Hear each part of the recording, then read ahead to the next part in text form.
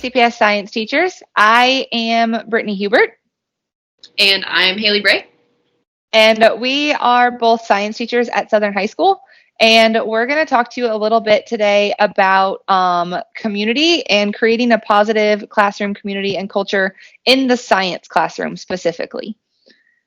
So if you watched the original session with Lacey and Charlotte, they shared this finding from research that says that rich science learning happens when students are positioned as knowledge constructors and sense makers, and when the class works together to develop explanations for phenomena. So today we're going to focus on ways that we can achieve those things in a virtual setting.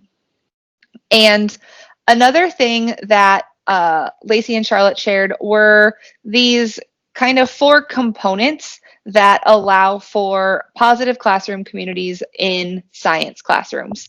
And that is that they are respectful, they are equitable, that there is a commitment to community, and that they work to move science thinking forward. So Hailee and I have chosen some different strategies that we use that we feel like address at least one. Most of them address more than one of these things and have proven for us to be successful in this virtual setting.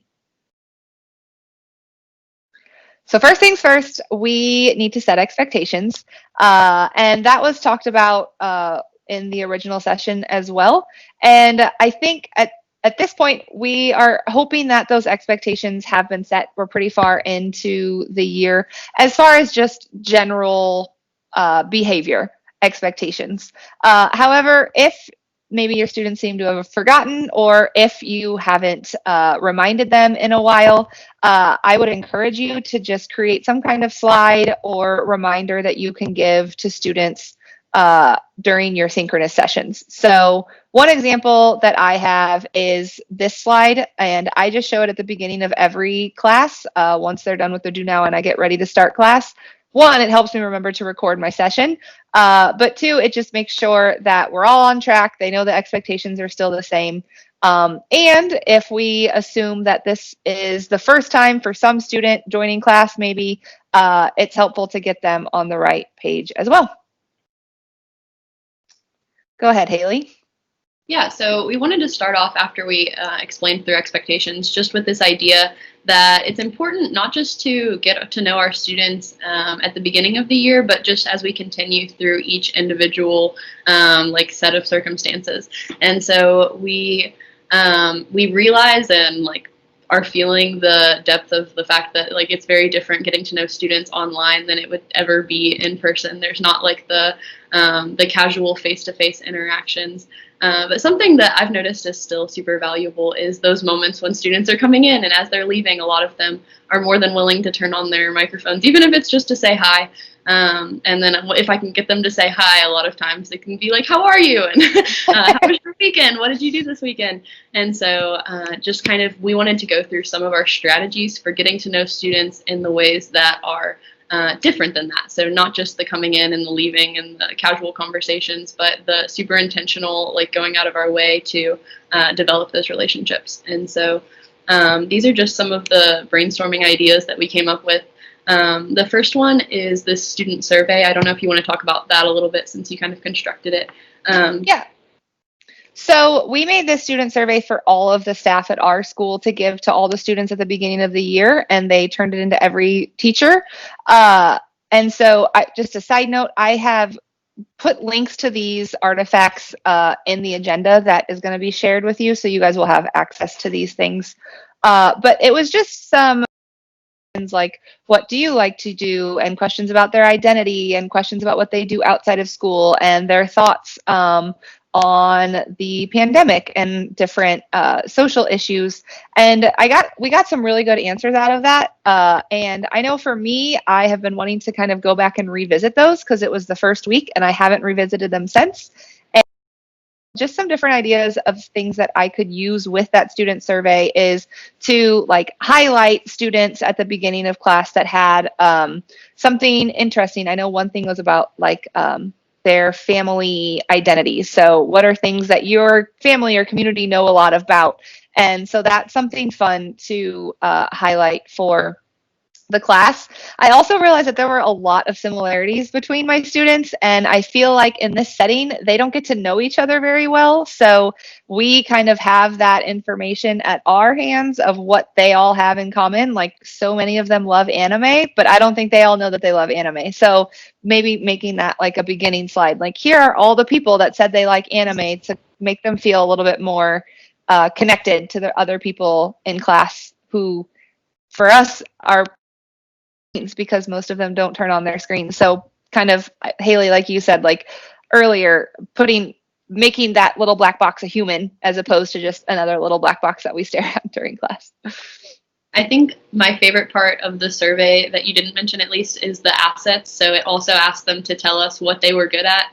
And I think that a huge part of my relationship building with them has been just like affirming them and like a lot of the things that they don't think that they're good at. So a lot of times they'll ask a question and they'll be like, sorry, I know that's dumb, or like, I'm sorry, I know my English isn't very good. And just a lot of times you can like say, oh my gosh, like you did such a great job with this. And like, I remember reading that you're also really good. Like my kids are all in the auto academy. I also remember you're really good at cars and like my car's doing this thing. And so just like, continuing to like affirm them and things that they're good at has been a big part of my relationship building, at least. Yeah, for sure. Another option that I think both of us do is that we put this Pear Deck slides or just any kind of stress check at the beginning of class. So this one is in Pear Deck specifically, and it has this like draggable icon that the students can put anywhere on this sliding scale just to kind of check in with us. And then I know something that Brittany does that's really great is if they have like a high, I don't know, like above a 7 or so, she will like call and check in with the students and, you know, see what's going on with them and if there's anything that she can help them with, or is there anything else you want to add to that?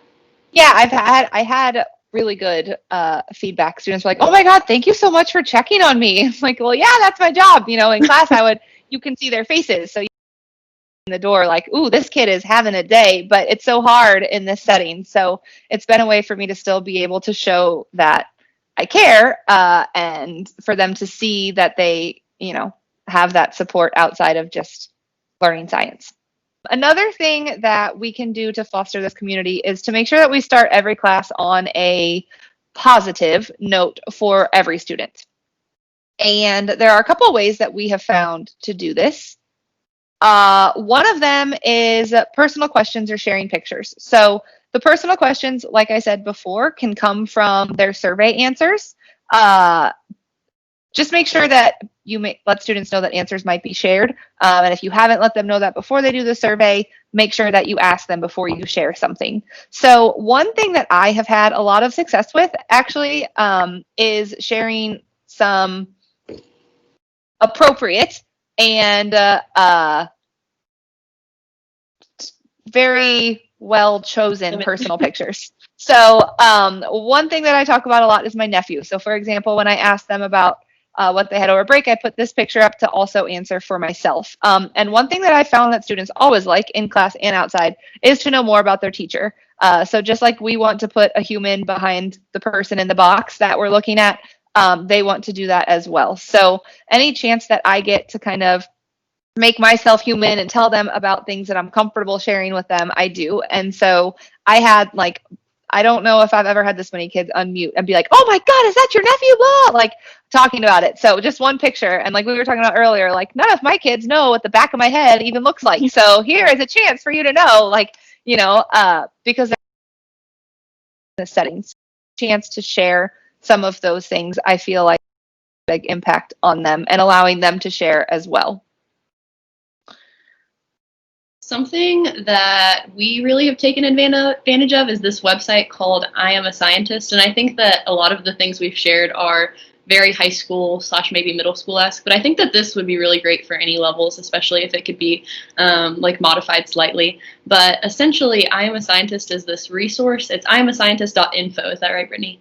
And yes. it's also on the sheet that she's going to be giving you, so it's linked there. But it's a lot of really cool scientists, and we have this goal of, I guess, just trying to convince our our students that they have more in common with these scientists than they originally believed.